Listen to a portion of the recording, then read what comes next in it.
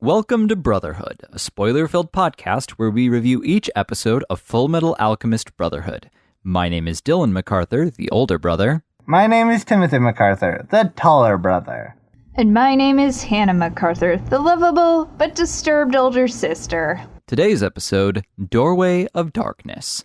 The door can see into your mind. The door can see into your soul. Really? It can do all that? No, but it's an astonishingly good anticoagulant. How is all that blood not scabby and gross by now? And how have they not noticed the smell? I know what blood smells like, and it's not easy to ignore. This episode begins with Ed and Ling, exactly as we found them last episode, trapped in the middle of a creepy weird place with a bunch of blood and fire and a Cornello dude that's dead, and they don't know where they are. And quite frankly, we as an audience at this point don't really know where we are, but we're interested because it's like, apparently, when you're eaten by gluttony, you go to this magical hammer space. That's not so much magical. That looks like Gehenna. Yeah. The second I saw it, I was just like, fire and brimstone? It's Gehenna. It's a burning trash pit. And apparently, when Ling and Ed find each other, they make sure both of them aren't envy. It serves a purpose there. It makes sense. It's purely functional. I don't think that it really benefited the story very much, and that's kind of what my problem with it was just how functional it was and how little it actually played into anything going on in the episode. There's no thematic resonance. It's just there because it has to be. Did you notice that apparently Ed's anger defies gravity? Because no one can spin kick for that long and not fall unless there is some sort of rage magic going on. He just keeps pressing square over and over again. That's it. It's just button mashing the square button. In the subbed version, when we start out, Ed is actually calling his brother's name and then calling Ling. But in the dubbed version, he just says, "Hey, is anyone there?" And then says Ling is an idiot for getting him caught in this mess. I'm not. That's lame. I'm not sure how I feel about that. The dubbed is a lot more lame, obviously, than the. Well, I feel like the reason why it's there in the original version is to draw attention to how close Ed and Al are again, because Al is the first one he thinks about. He's the first one he's worried about. And that's shown through the fact that he's calling him first, and then Ling. I admire the fact that the dubbed version has taken the initiative to try and make their translations their own. I don't think that they are particularly successful with the decisions that they make. In no small part because in making it their own, the text tends to get a little bit watered down and just not ring as true and as powerfully as it does when you are listening or when you are hearing the subbed version and reading the largely word-for-word translations of the Japanese, although not always word for word. There are a few important distinctions that are made for the sake of censorship, for the sake of just being able to broadcast in the United States. But yeah, for the most part, I think that the dubbed, I admire what they're trying to do, aren't particularly successful at it.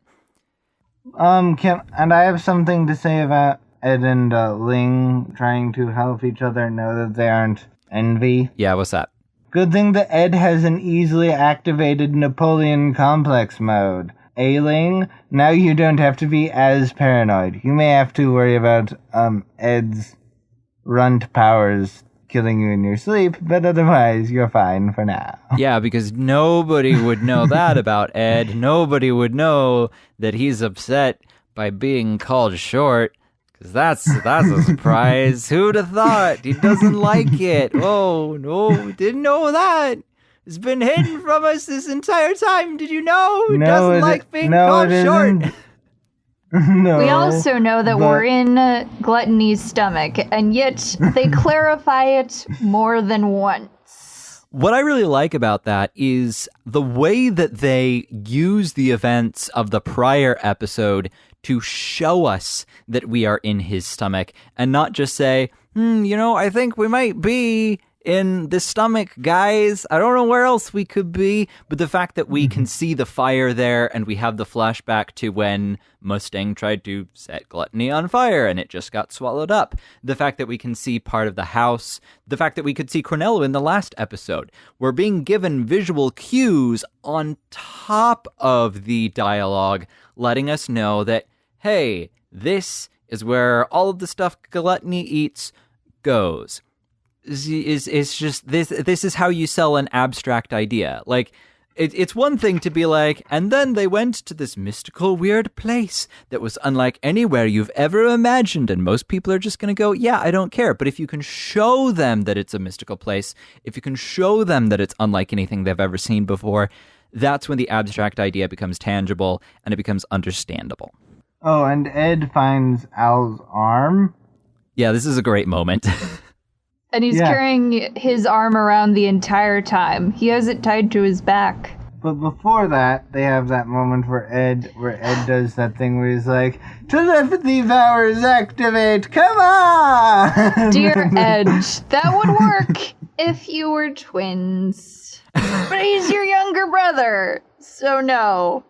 And even if they were twins, it would still just barely work. Part of what makes this moment so delightful isn't just how weird it is. It's not that it's quirky. It's that Edward is so confident in that moment that he can legitimately call upon his brotherly telepathy powers to contact Al from the other side.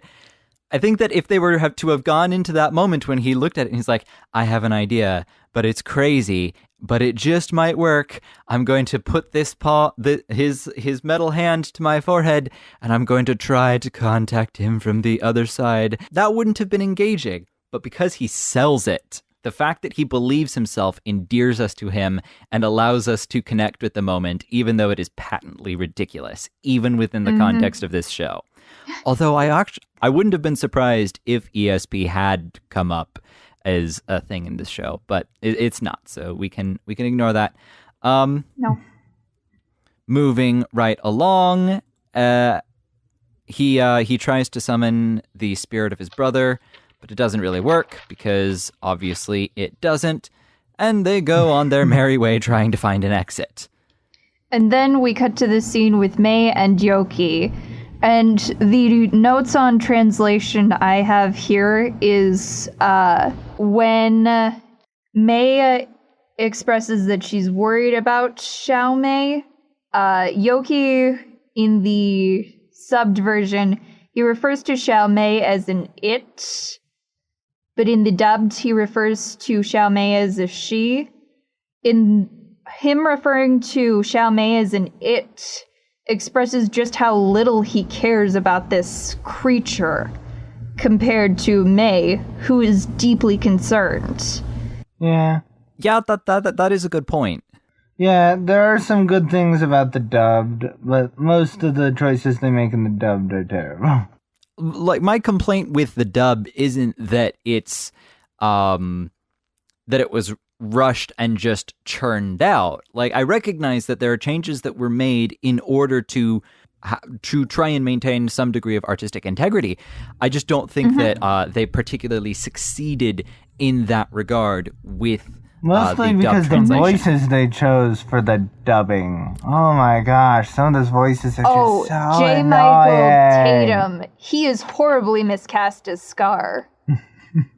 Just like, nah, bro, you are not Scar. You do not work here. I feel like the entire English-speaking cast of the dub is just like, you were miscast. You probably are the right actress, but you're doing a weird voice, so I'm not sure that I can buy this. You're miscast, and you're miscast. It's like I'm Oprah, also, just delivering complaints to everyone. You're miscast, and you're miscast. And you're all fired. The other thing is, I noticed that Lust, before she's axed off, she has this breathy, sexy voice, and I'm just like, you're clearly trying. And stop. Because I notice it right away. This is in the dub? Yes. Yeah, I mean, it's really easy to take the femme fatale role way too far, and that's what Lust is. She is just hearkening back to black and white films of the 40s and 50s, where you had this dangerous woman who was sexy but also harbored a terrible secret, and the Maltese Falcon isn't real. But it's really easy to play that character too cutesy, I guess. That's just a nature of the role. I want to talk about Xiao Mei for a moment, though. Okay. I like this character. I find all of the beats surrounding her funny and engaging, but she doesn't belong in this story. And I'm not the first person to bring this up, that she feels like she was sort of plucked out of a completely different universe and just plopped into this one without any thought about what sort of effect it might have on the rest of the world. This brings me back to an earlier theory. When she was first introduced, you had a theory that she had something to do with the homunculuses. Yes! However, she has no significance to that story. She is small because of a disease. And you can't do that. I mean, okay, technically you can do that. You can do whatever you want. But the consequence of doing that is that you muddy the metaphor, you muddy the world building that you have done up to this point. That there are these weird creatures out there that are made using this weird magic science thing called alchemy. But then there's also this tiny miniature panda that shouldn't exist at all, but it does for no reason. We're just going to say it's a disorder. What?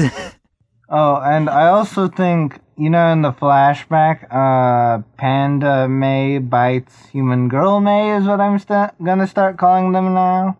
I feel like that moment did not work with the scene it was in. Part of the problem with that is the fact that they keep cutting to black.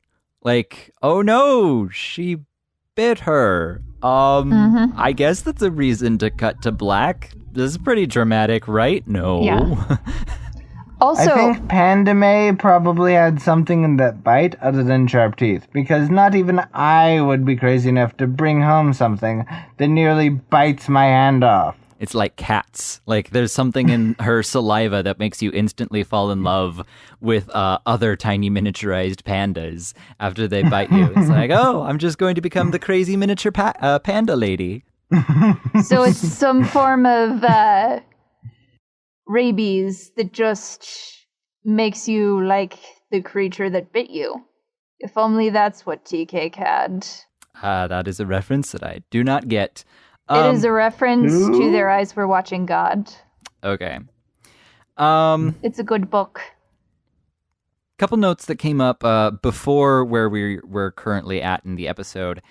In order to try and get a sense of where they are, Ed and Ling do that classic gag where they find a little well, or I guess in this instance they make a well, and they drop something down it in order to wait and hear for when it hits the bottom, but surprise, it doesn't hit the bottom.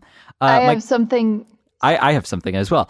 My criticism of this moment actually isn't of the moment itself, but the fact that the tension of it is kind of ruined by the choice of sound effect when they have the little dots appearing, signaling the fact that they are waiting visually. The fact that it is a plop sound effect that they use for each appearing dot kind of defeats the purpose of the joke, which is that there isn't a sound, that they're waiting and they can't hear anything. If they had the dots appearing, they should have just had them appear. They shouldn't have had a plop noise with them. I agree. That probably would have been better. It would have been slightly less confusing. When talking about Xiao Mei, in the dubbed version, she says it's weird that she's gone, but in the dubbed she says she's irreplaceable. And I think it ruins the effect of how close they are when you say it's weird that she's gone. It's kind of like saying, wow, it's weird that my house is not as full as it used to be because I cleaned some stuff out. You'll get used to it. I buy it, honestly. This happens a lot with mothers who have recently lost children, is oftentimes their response will be a lack of response because it does not compute in their brain. Like, oh, this person who was so important to me is not there anymore. I don't have the brain power to comprehend that, so I'm just going to look at it in confusion and just not know how to feel about that. And it isn't until long after the event that the actual emotions start to creep up and the full impact arrives upon the person. So I totally buy that she would respond, it's so weird not having my friend here, because that's how a lot of people respond to loss. Okay, and then Scar Scar shows up and is a total tsundere. And good for him. Scar has apparently taken an interest in this Xiaomei character that should not be here, and decides that he's going to help Mei Cheng find her little pet, because this is how we get to see that the super cool bad dude that we've seen for the entire previous series is actually not all that bad, and in fact has a bit of a soft side, and he's willing to stand up for people and even creatures that need someone to stand up for pandas. them. All that this is really there for is, well, first off, so that they can inevitably meet up again with Ed and Al, but more importantly, so that we can get to that inevitable, juicy alliance of convenience that we all know is going to happen, but doesn't happen until way too late in this show, and it's so frustrating, but we're going to get there eventually. Eventually. We cut back to Ed and Ling in the gluttony stomach. Ling is all tired out and is like, I can't go any further. This is also the moment where we get that great shot of Ed's back where he has strapped Al's arm. Like, they don't even make anything of it, just other than showing us that shot. And that's all that we need for us to understand the importance that this item has to Ed. And it's great, and I love it. I have one thing to add before that. Ed says he can handle this because the stuff his teacher put him through was much more harsh. Yeah. His teacher put him on an island. There is most certainly food there. And water to drink. Are you saying that blood is not a viable source of nutrition, Hannah? Are you daring to suggest such a thing? Yes, I'm sure she is. And so will I, right now.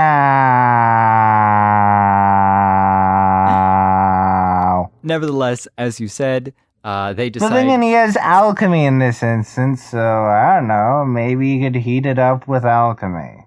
He could Boil transmute it a bunch of vitamin C, plenty of protein and carbohydrates out of the blood. But doesn't have blood have water in it? Sure, and it has electrolytes. He could also transmute some Gatorade.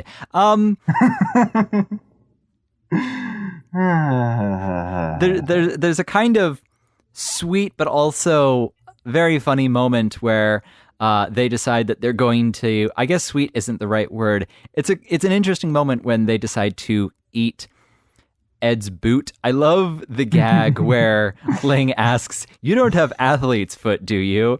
Because this is a legitimate thing that I was thinking at the time was, ooh, boy, they're going to be eating sweaty foot germs at this moment. But but no, Ed's like, no, guys, remember, I have a metal foot. It's totally fine. Plus, if you boil it for long enough, all the germs are killed. I mean, within reason. Most of them, anyways. Most of the dangerous ones, yes. Yeah. Not necessarily all of them, because that's the thing. But Envy shows up. and Ling senses that he shows up, and I forgot what happens exactly after that. What happens after that again, Hannah? Envy twirls his mustache. That's the entire rest of the that episode. That is literally the note I have written down for when he shows up. More mustache twirling. Yeah. Envy is also showing some of the signs of heat stroke. Yeah, I noticed the sweat too. He's pretty sweaty. I couldn't tell if it was because he was in the passion of the moment, reminiscing about all the good times when I shot that girl in the face. It was such a great moment, or if it was just because they happened to be in a very hot room. But yeah, sweating profusely. That Envy dude. Personally, the girl looked like she was shot with a freaking BB gun. Also, it looked like the cameraman had been taking adrenaline shots. It's just like, I need to stay awake, guys. Okay, listen to me for a second, because there is some proper use of camera shots right there. Okay. After Envy points out that they are alone, there is a long shot. And what are those long shots used to convey? Oh, yeah. Yep, that. Yeah, it's just all three of them, and they're surrounded by darkness, and then there's just the one light source where they are. They are all alone. Also worth pointing out that in that exact shot, I was just looking at it, they are framed, all three of them, between two pillars. They may be alone, but they are alone together. This is a nice bit of framing that.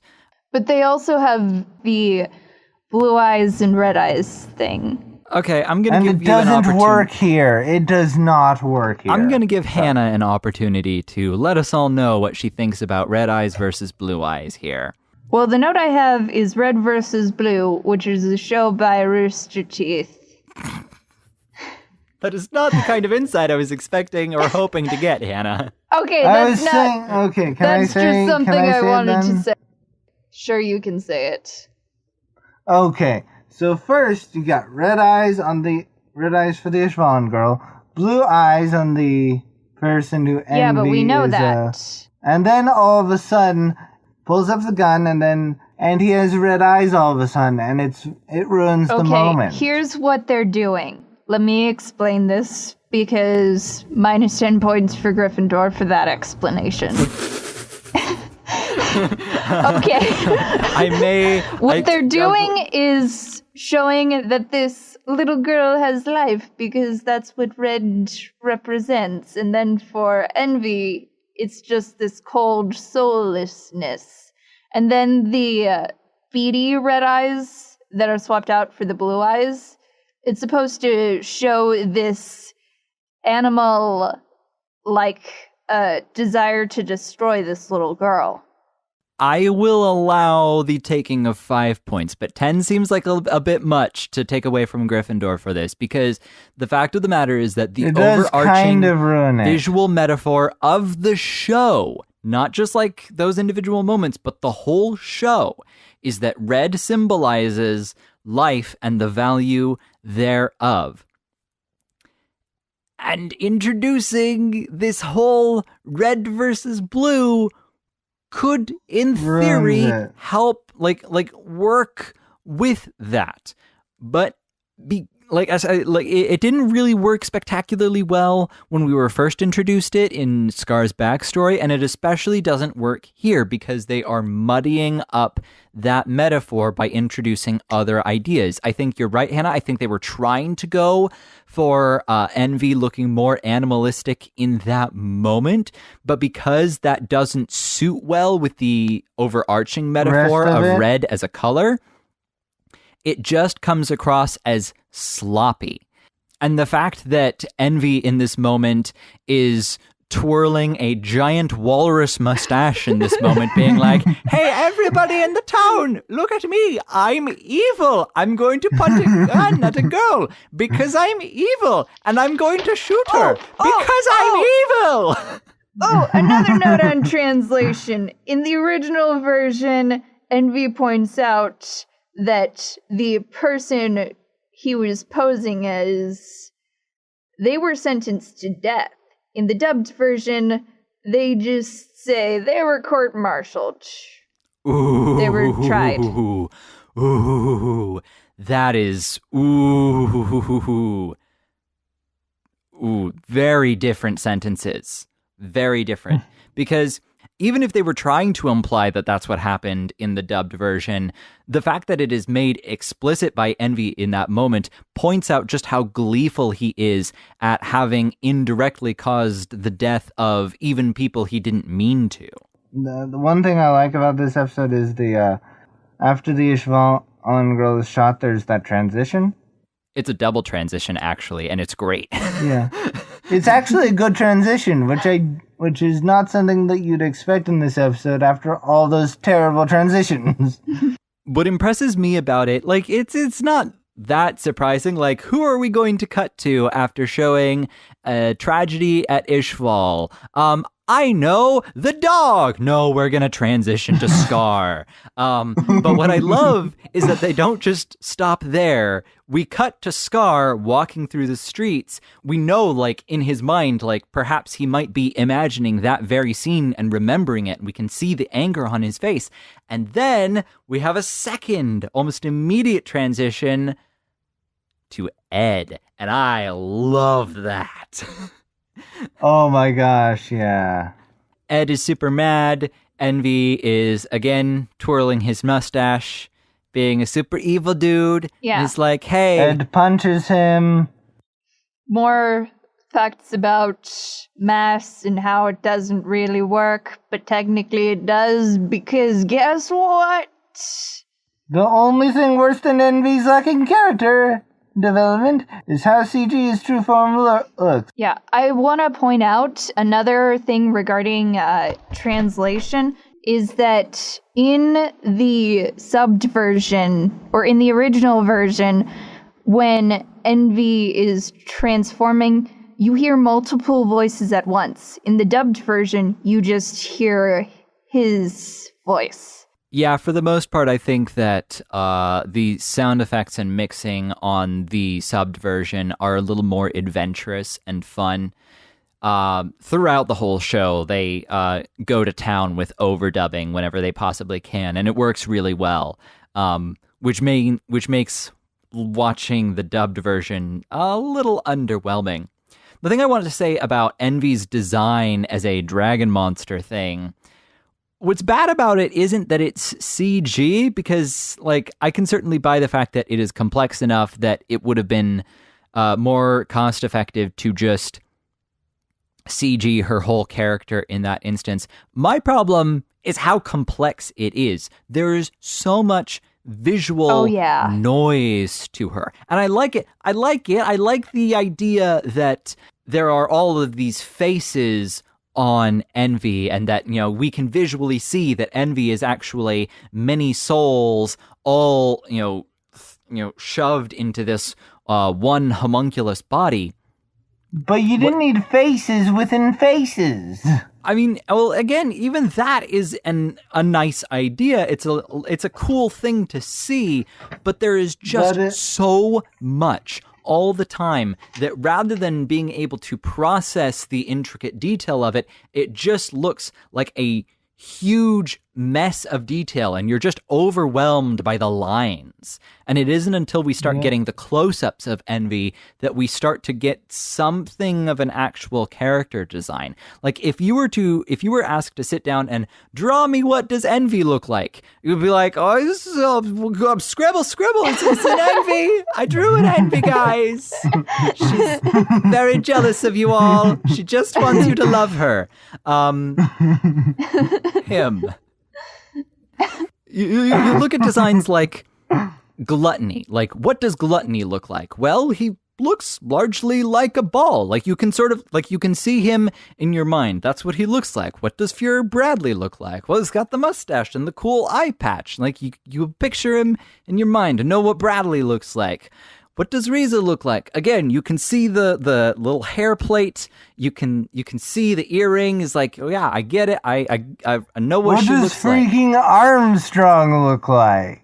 Again, he's got that little swoosh on with his hair. The little swoosh. Wait, like, we get it. Sparkle. We've got that hook And for his rose character backgrounds. design.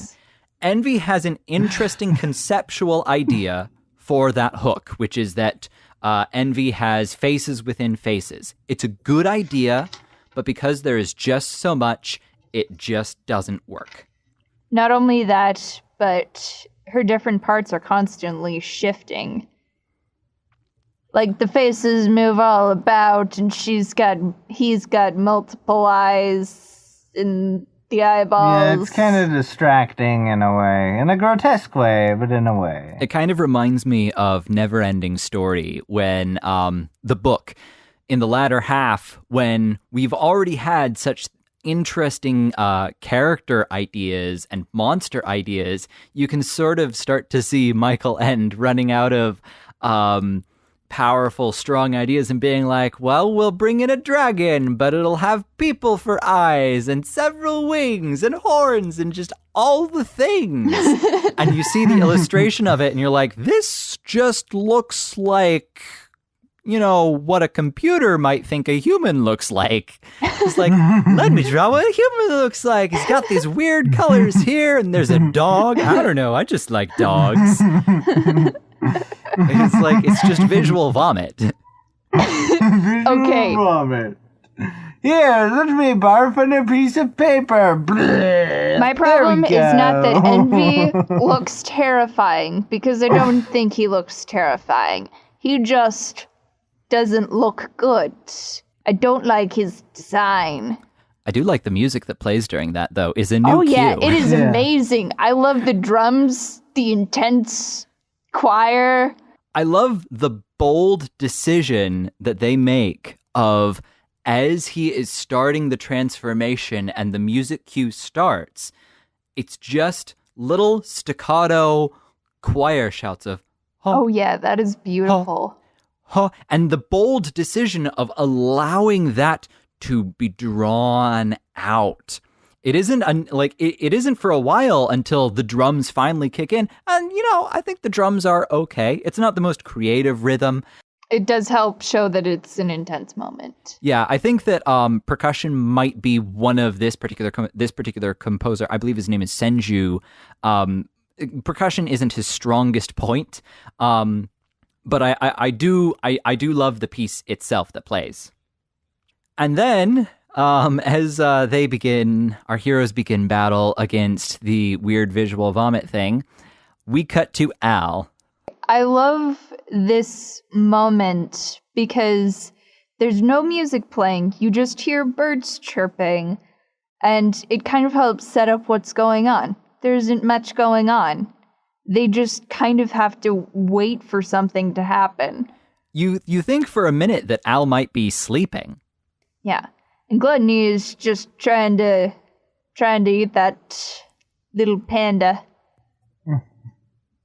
He wants that panda so bad. What I love... Hey, everyone loves Panda Express. You can cut this moment out if you want. You wondered why their orange chicken tasted so good. It was made of a panda! Dun, dun, dun. Tiny miniature panda. What I love about this moment isn't just the contrast that it makes with the scene of violence beforehand and how quiet and kind of serene it is. Like, you can practically hear Dvorak's New World Symphony playing in the background. Da, da, da, da, da, da, da. But what I love about it is that when Gluttony asks, you know, what should we do? I don't know what we should do. And Al, who has heretofore been just sort of sitting there quiet, we haven't seen him do anything. We see a little bit of light come into his eyes. He just barely looks up and he says, how the heck should I know? He is pissed. Wait, whoa. That is not how it is expressed in the dubbed version. In the dubbed version, he sounds like he's worried. In the original version, he is just like, you have screwed up and I have no idea how to fix this. He's like, he is mad. And it casts a shadow over the entire previous scene that we've been like, oh, hasn't this been pretty and serene? And then we're like, oh no, Al is going to murder someone. Or at least try to. But then the other thing that I love about this is that Gluttony, who is now at a point of like, I screwed up and I don't really know what to do. Also, he's not concerned that he just maybe committed fratricide, but he's just like, I'm gonna be punished for this. Yeah, that kind of bothered me a little bit, that he was more concerned about, like, you killed my sister. I maybe killed my brother. Especially after that moment where he's doing this whole thing because he is upset that Lust is gone. I guess maybe it's because he had a closer bond with Lust. I think that would have been a good thing for them to, hang a lantern on. Like, maybe like, maybe we can't explain this right now, but we can let you know that we are aware that you have noticed this. Because it is kind of a glaring thing there. Like, what relationship does he have with Envy? We don't know. Presumably he would be upset that he just swallowed his brother whole, but he doesn't seem to be, and we don't really get a good explanation for why. Maybe he doesn't really see Envy as anything beyond just an acquaintance. I mean, I guess you could look to the fact that when you look at the times we have seen Gluttony in the past, you constantly see him with Lust, but you hardly ever see him in the room with Envy.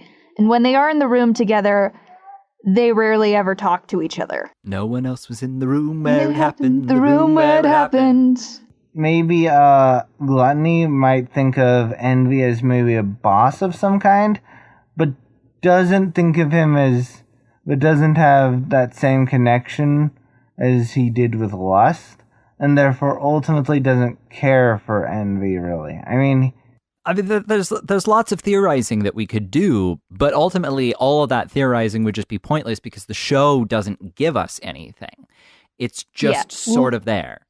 Right now, what we're doing is basically creating a headcanon. That's not really what's going on. We just assume that it might be the case. This is a lovely scene, in no small part because I love seeing angry Al, because it's such a rare moment that we get to see him not being a nice guy when he's just like, what do you want? What I love about this scene between Al and Gluttony is that the important beat of it is saying, we know that Father is the most powerful baddie. He's like basically the Sauron of this show. What if we went to go see him next episode? Like, what if we just did that? What if we just walked into his house and said hello? Like, what if we did that? Wouldn't that be fun? And I'm like, yeah, that would be great. Let's do that. Let's do that now. And of course, Gluttony is just like, okay, we could go see my dad, because he has the mentality of a child. He doesn't quite understand what Al is really trying to do. A very messed up and creepy child, but a child nonetheless. It's like, maybe once we get there, we can have popsicle sticks and play Monopoly. Like, it'll be fun. Yeah, also, the second Al asks about Father, Gluttony's worry is suddenly gone. He's just like, oh yeah, you could go meet him. I mean, you're a sacrifice candidate and whatnot. We could go have pie, maybe. And then we'll be best friends, and we'll just walk the dog, and then we'll eat the dog. Well, I'll eat the dog. You can't eat the dog, but I will. Because you can't eat. Boone eats the dog. We cut from that to an interesting moment with the board of directors, military leaders, deciding what they're going to do now. It's kind of a weird scene. I'm not entirely sure what it's there to do except to transition us to the next important beat, which is Fuhrer, Bradley, and Mustang having a conversation, which is a great transition, by the way, when they're like, what are we going to do about Mustang? And they're like, we'll leave that to Fuhrer Bradley. It's like, well, that's not a good idea. Let's go see. But transitioning to them just saying, like, what are we going to do about sacrifices? We're not really getting any new information. It's just sort of dangling the fish in front of us, going like, you want this, right? You want it? You want it? Danger, danger, danger, danger. I'd be like, yeah, but I kind of want new information with that. Nevertheless, it is good that we are seeing them in action, or at least some form of action, because we're never going to see that ever again. Like, this is it. Like, we're going to see a few more characters show up over the rest of the show up until the finale. And that's it. That's all that we're getting from the board of directors. Cut to FMA Bradley, Mustang, having a little chit-chat over some tea, because how else are you going to discuss how you're going to get rid of the body but with tea? I mean, you could be heathens and have coffee, but that's for heathens. That's a reference. Yes, it To is. what? To our show. One of your previous episodes. Link in the Really? description.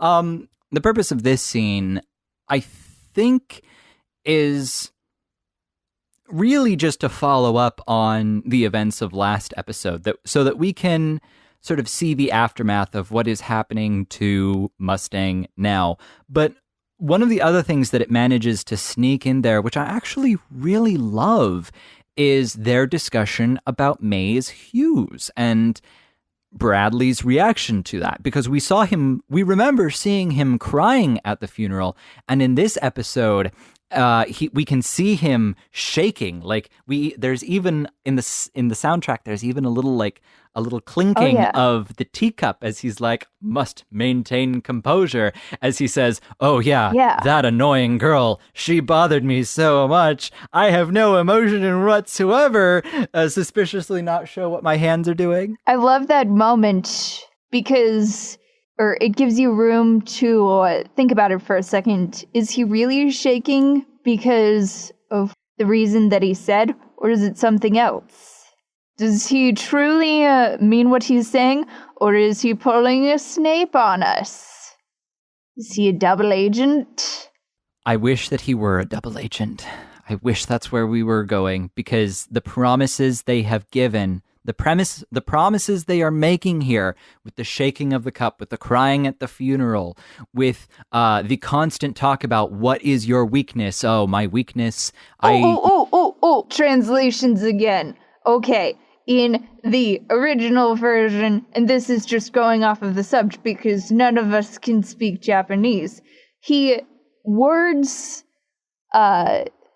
it when he's talking about Salim, he words it as though he's saying, I'm not going to let him become a weakness or interfere with what I'm doing. In the dubbed, he just says, nah, bruh, he's not a problem. I don't got any issues. And then in the subbed, he turns to Mustang and says, you're letting this woman become your weakness. And I'm totally cool with that.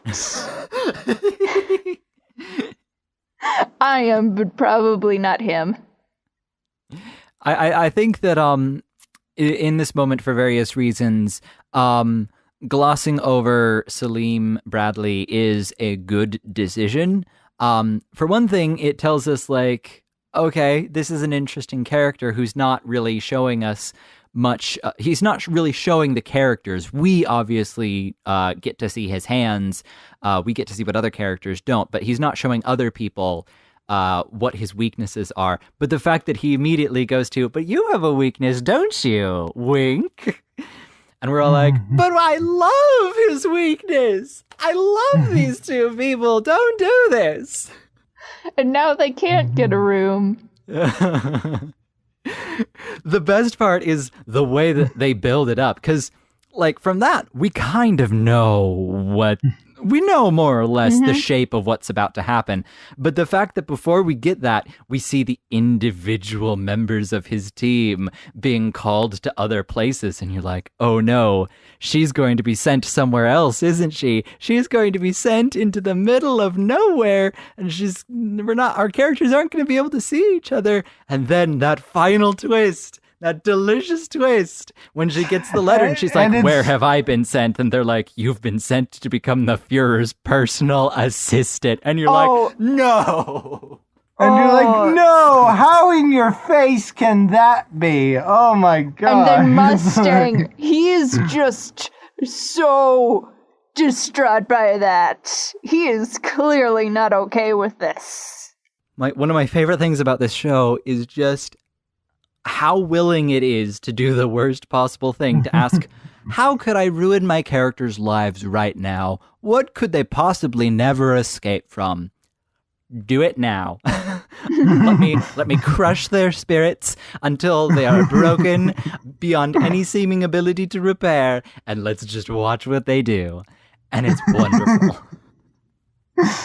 This was a no, Frodo, don't send Sam away. You're being corrupted kind of a moment, because you hate watching it, but you also love just how good the storytelling is and how much, even when the script falters a little bit, the writers of the show still have us under their little thumb. It's just, you just want more, don't you? Yes, I want more. I want so much more.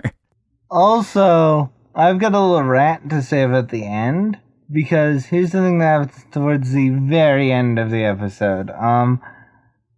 Al is in this place filled with flowers and grass for some reason, and Gluttony's beside him, and he's like, so this is where your father lives? And then Gluttony's like, yep. And he's like, but the place I'm looking at, it's central. And my thought is like, oh my gosh.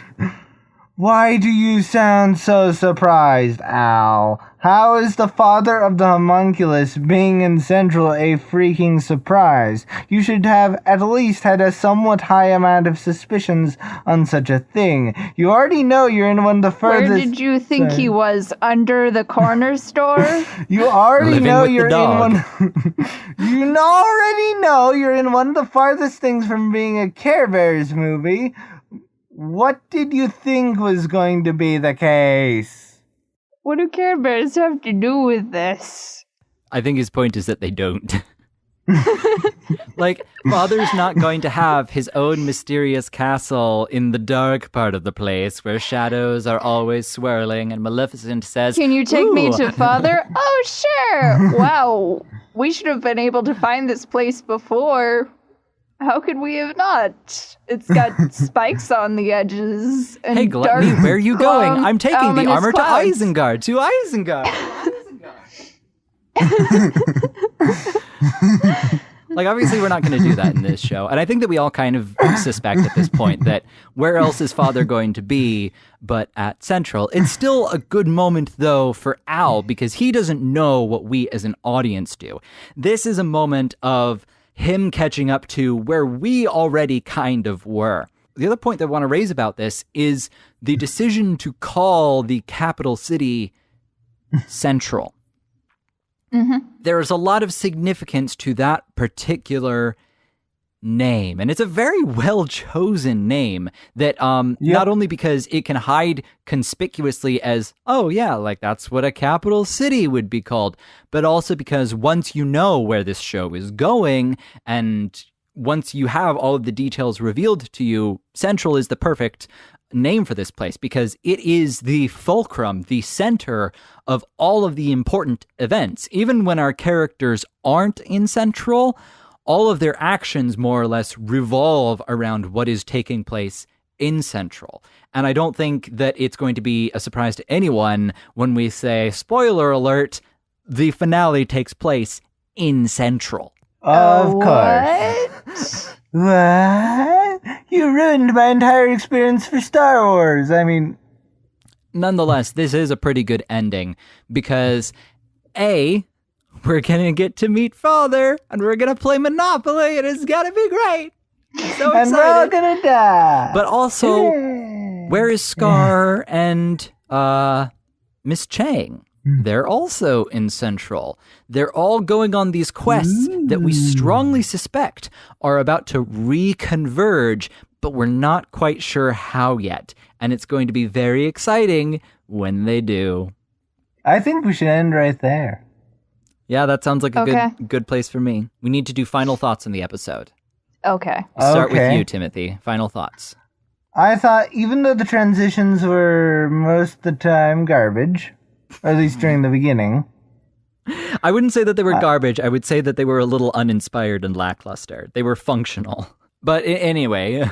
Even though there were certain parts of it that were uninspired, mainly they were merely functional, the transitions, I'd say that all in all, this episode was pretty good. I liked it. It made me feel intensely for every one of the characters. Except for Envy. I feel nothing for Envy because he's a total mustache twirler, but other than that, all the other characters I kind of feel for. What about you, Hannah? My thoughts are, I like that you have this moment where Al is clearly mad. But other than that, there's not a whole lot going on regarding the development of characters. It's an okay episode. It's not horrible. It didn't make me want to die. And the score was... I like the score. Especially the music when Envy transforms. It made me want to pull my hair out at the end, like, what's gonna happen next? Even though I really do kind of know what happens next, it was still pretty intense. Yeah. You see, that's the thing with cliffhangers. They're there to say, hey, you better tune in next week. And that's why we had so many problems when we watched Avatar: The Last Airbender, because we would see an episode and then things would get all intense and we'd be like, what's gonna happen now? And then the end credits would roll and we'd all scream. No! I remember doing that so many times. Screaming at the TV like, why would you do this to me? They're doing it so that you can tune in next week. I know. And it worked. Cool, and I love them. Because it was good. I enjoyed this episode mostly when it wasn't focusing on what was going on inside Gluttony's tum-tum. I think that... Sorry. Continue. I thought that the opening was strong. I enjoyed that. But from then on, every time we cut back, I found myself wishing that we could go to the other parts of it. I thought that the transitions in this episode were not... I think that they were serviceable in a kind of we had to do something here sort of a way. The very first transition we get from the fire of Gluttony's stomach to the fire of Yoki and Mei Chang talking together. It doesn't really do anything to tie the two together thematically or in terms of character or anything. It's just there as a common visual cue. There are a few transitions here that do work. My favorite being the one between Ed and Scar. And there are a lot of really great promises being made here, some of which pay off spectacularly, some of which pay off spectacularly in this episode, and some of which aren't going to go anywhere. But I appreciate the fact that the show is taking the time to build those promises anyway. I like it. I wish that it were stronger, and I'm looking forward to the next episode because we get to freaking meet Father.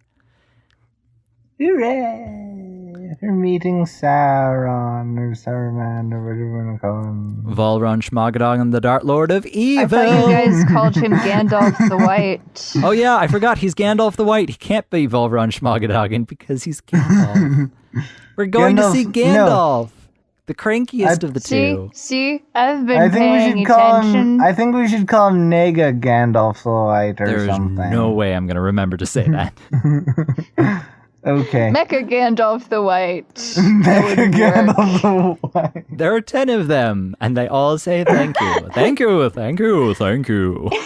Okay. Anyways. And then there's Dark Gandalf the White, the mecha. He's the supreme mecha. He's literally a giant robot Gandalf. Must destroy all humans. And bridges. And bridges. Okay, can we end the episode? You shall not pass. We need to end this episode now. This is like the longest episode ending ever. Goodbye, everyone.